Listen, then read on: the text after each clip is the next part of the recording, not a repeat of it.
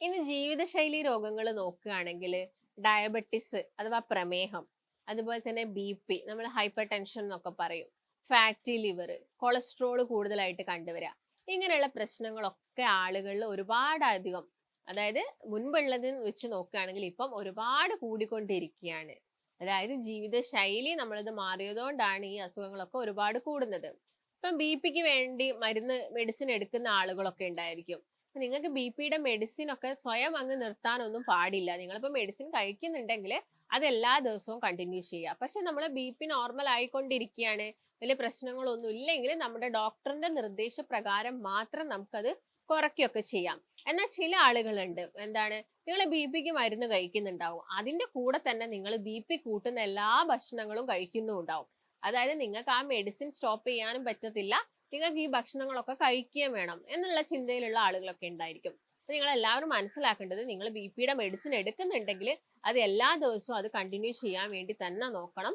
നിങ്ങൾക്ക് അത് കുറയ്ക്കേണ്ട, അല്ലെങ്കിൽ നിങ്ങൾക്ക് ബി പി ഒക്കെ നോർമലായിട്ട് വരുന്നുണ്ടെങ്കിലൊക്കെ ചിലപ്പോൾ നിങ്ങളുടെ ഡോക്ടർ തന്നെ അത് കുറച്ച് തരുമൊക്കെ ചെയ്യും. അപ്പൊ ഞാൻ ഇന്നത്തെ വീഡിയോയിൽ നിങ്ങളൊരു ഡിസ്കസ് ചെയ്യുന്നത്, നമുക്ക് എങ്ങനെ നാച്ചുറലി അല്ലെങ്കിൽ നമുക്ക് എങ്ങനെ നമ്മളെ ഭക്ഷണമൊക്കെ കൺട്രോൾ ചെയ്തിട്ട് ഈ ബി പി ഒരു നോർമൽ അവസ്ഥയിലോട്ട് കൊണ്ടുവരാൻ സാധിക്കും എന്നുള്ളത്.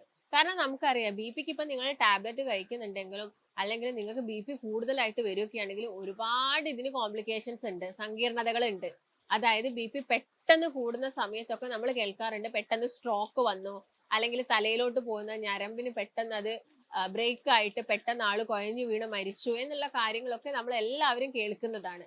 അതായത് ബി പി എന്ന് പറയുന്നത് ചില്ലർ ഒരു നിസ്സാരക്കാരനല്ല. ഇപ്പൊ ഷുഗർ ഒക്കെ ആണെങ്കിൽ നിങ്ങളിപ്പോ ഷുഗറിന്റെ ഒരു ടാബ്ലറ്റ് ഒരു ദിവസം വിട്ടുപോയാലും പെട്ടെന്നൊന്നും നിങ്ങൾക്ക് ഒന്നും സംഭവിക്കത്തില്ല. അല്ലെങ്കിൽ ഷുഗർ ഒന്ന് കുറച്ചൊന്ന് നിങ്ങൾ ഒന്ന് ഭക്ഷണത്തിൽ ചെറിയൊരു മാറ്റം വരുത്തിയാലും ഷുഗർ പെട്ടെന്ന് അവിടെ എന്താവാം കൂടിയാലും അത് പിന്നീടേ പ്രശ്നം ഉണ്ടാക്കുള്ളൂ. ആ ഒരു സമയത്ത് അത് പ്രശ്നം ഉണ്ടാക്കണമെന്നില്ല. എന്നാൽ ബി പി അങ്ങനെയല്ല. ഇപ്പൊ ബി പി ഉള്ള ആളുകൾ എപ്പോഴും അവരുടെ ഭക്ഷണമൊക്കെ എപ്പോഴും കൺട്രോൾഡ് ചെയ്തു പോകാൻ വേണ്ടിയിട്ട് നോക്കണം. അപ്പൊ ഞാൻ നേരത്തെ പറഞ്ഞ പോലെ തന്നെ എത്ര തരത്തിലാണ് ബി പി ഉള്ളതെന്നൊക്കെ നോക്കുന്ന സമയത്ത് നമുക്ക് അതിനെ പ്രൈമറി ഹൈപ്പർ ടെൻഷൻ എന്നും അതുപോലെ തന്നെ സെക്കൻഡറി ഹൈപ്പർ ടെൻഷൻ എന്നൊക്കെ ഡിവൈഡ് ചെയ്യാൻ പറ്റും. പ്രൈമറി ഹൈപ്പർ ടെൻഷൻ എന്നൊക്കെ പറയുന്നത്, നിങ്ങൾ പെട്ടെന്ന് ഡോക്ടറെ അടുത്തൊക്കെ പോകുന്ന സമയത്ത് പെട്ടെന്ന് ഡോക്ടർ ഒന്ന് ബി പി ചെക്ക് ചെയ്യാൻ നോക്കുമ്പോൾ പെട്ടെന്ന് തന്നെ നമുക്ക് ആ ഒരു ടെൻഷൻ അല്ലെങ്കിൽ ആ ഒരു പേടി കൊണ്ട് നമ്മുടെ ബി പി ഒന്ന് കൂടുന്ന ഒരു സിറ്റുവേഷനെയാണ് നമ്മൾ പ്രൈമറി എന്ന് പറയുന്നത്.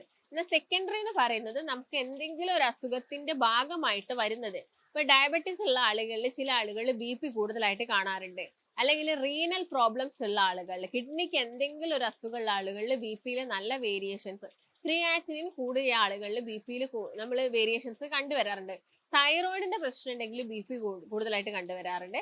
അല്ലെങ്കിൽ നിങ്ങൾക്ക് വരുന്ന എന്തെങ്കിലും ഹോർമോണൽ ഇൻബാലൻസോ അല്ലെങ്കിൽ സ്ട്രെസ്സിന്റെ ഭാഗമായിട്ടൊക്കെ ബി പി കൂടുതലായിട്ട് കണ്ടുവരാറുണ്ട്. അപ്പൊ ഞാൻ നേരത്തെ പറഞ്ഞ പോലെ തന്നെ ഇതിന്റെ സങ്കീർണതകൾ എന്തൊക്കെയാണ്? ഞാൻ നേരത്തെ പറഞ്ഞു, സ്ട്രോക്ക് വരാനുള്ള ചാൻസസ് ഒരുപാട് കൂടുതലാണ്. അതുപോലെ തന്നെ കാർഡിയാക് ഡിസീസസ് എന്ന് വെച്ചാൽ നമ്മളെ ഹൃദയ സംബന്ധമായ അസുഖങ്ങൾ വരാനുള്ള ചാൻസസ് ഒക്കെ കൂടുതലാണ്. അപ്പൊ നിങ്ങൾ ഇങ്ങനെ ബി പി വരുന്ന ആളുകൾ അല്ലെങ്കിൽ അമിത വണ്ണുള്ള ആളുകളിലൊക്കെ പെട്ടെന്ന് ബി പി ഷൂട്ട് ചെയ്യാറുണ്ട്. ബി പി കൂടുന്ന സമയത്തോ അല്ലെങ്കിൽ ബി പി മെല്ലെ മെല്ലെ കൂടി വരുന്ന സമയത്തൊന്നും നമ്മുടെ ശരീരത്തിൽ വലിയ ലക്ഷണങ്ങളൊന്നും ഉണ്ടാവാറില്ല, അല്ലെ?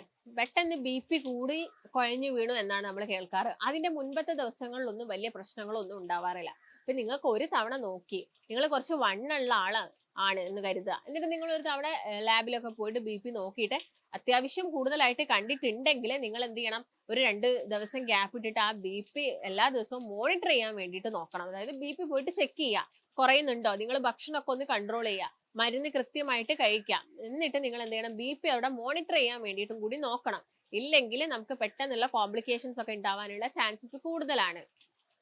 അതുപോലെ തന്നെ നിങ്ങൾ നോക്കേണ്ട ഒരു കാര്യം എന്ന് വെച്ചാൽ ഭക്ഷണ ക്രമീകരണമാണ്. നമുക്ക് ഭക്ഷണത്തിൽ പല കാര്യങ്ങളും നമ്മൾ ഒഴിവാക്കാൻ ശ്രമിക്കുന്നുണ്ടെങ്കിൽ തന്നെ നമുക്ക് ബി പി കുറച്ചെടുക്കാൻ സാധിക്കും.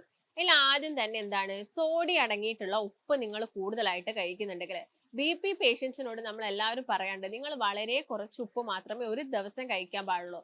എന്നാൽ ഇങ്ങനെ മെഡിസിൻ എടുക്കുന്ന ആളുകൾ ചെയ്യുന്ന ഒരു തെറ്റ്, അവർ പപ്പടം കഴിക്കുന്നുണ്ടാവും, അവർക്ക് എല്ലാ ദിവസവും അച്ചാറ് വേണ്ടി വരും, അവർക്ക് എല്ലാ ദിവസവും പൊരിച്ചതും വറുത്തതും ആയിട്ടുള്ള മത്സ്യങ്ങളോ മാംസങ്ങളോ ഒക്കെ ആവശ്യമായിരിക്കും. നിങ്ങൾ അതൊക്കെ ഒന്ന് ഒഴിവാക്കുകയാണെങ്കിൽ നിങ്ങൾക്ക് ബി പിക്ക് വേണ്ടി ഇങ്ങനെ കാലാകാലം മെഡിസിൻ എടുക്കുന്നതൊക്കെ നമുക്ക് കുറച്ചുകൊണ്ട് വരാൻ സാധിക്കും. അപ്പൊ ഇതൊക്കെയാണ് നിങ്ങൾ മെയിൻ ആയിട്ട് നോക്കേണ്ടത്. അപ്പം ഭക്ഷണത്തിന്റെ കേസ് നോക്കുകയാണെങ്കിൽ ഇന്ദുപ്പാണ് കൂടുതലായിട്ടും ഭക്ഷണത്തിൽ ഇൻക്ലൂഡ് ചെയ്യേണ്ടത്. ഇങ്ങനെയുള്ള ആളുകൾ അവരുടെ ഭക്ഷണത്തിൽ ഇന്ദുപ്പാണ് ഇൻക്ലൂഡ് ചെയ്യേണ്ടത്. പക്ഷെ അതും ഒരു പരിധിയിൽ കൂടാൻ പാടില്ല. പിന്നുള്ളത് എണ്ണയിൽ ഡീപ്പ് ഫ്രൈ ചെയ്യുന്ന കാര്യങ്ങളൊക്കെ കംപ്ലീറ്റ് ആയിട്ട് ഒഴിവാക്കുക. ഷാലോ ഫ്രൈ ആണെങ്കിൽ നിങ്ങൾ വളരെ ഒക്കേഷണലി ആയിട്ട് മാത്രം കഴിക്കാൻ വേണ്ടിയിട്ട് നോക്കുക. പിന്നെ ഞാൻ നേരത്തെ പറഞ്ഞ പോലെ അച്ചാർ മാക്സിമം ഒഴിവാക്കുക. അതുപോലെ ഉണക്കമീൻ, ചില ആളുകൾ ഉണക്കമീൻ ഒരുപാട് കഴിക്കുന്ന ആളുകൾ ഉണ്ടായിരിക്കാം. അപ്പൊ അങ്ങനെയുള്ള ശീലങ്ങളൊക്കെ നിങ്ങൾ മാക്സിമം ഒഴിവാക്കുക. പിന്നെ നിങ്ങളെ ഭക്ഷണത്തിൽ ധാരാളം ഫ്രൂട്ട്സും വെജിറ്റബിൾസും കഴിക്കാം. ഫ്രൂട്ട്സിന്റെ കേസ് നോക്കുകയാണെങ്കിൽ മാതളൊക്കെ നമ്മളെ BP കുറയ്ക്കാൻ വേണ്ടിയിട്ട് സഹായിക്കും. അതുപോലെ തന്നെ നിങ്ങൾ എല്ലാ ദിവസവും നേന്ത്രപ്പഴം കുറയ്ക്കുകയാണെങ്കിലും അത്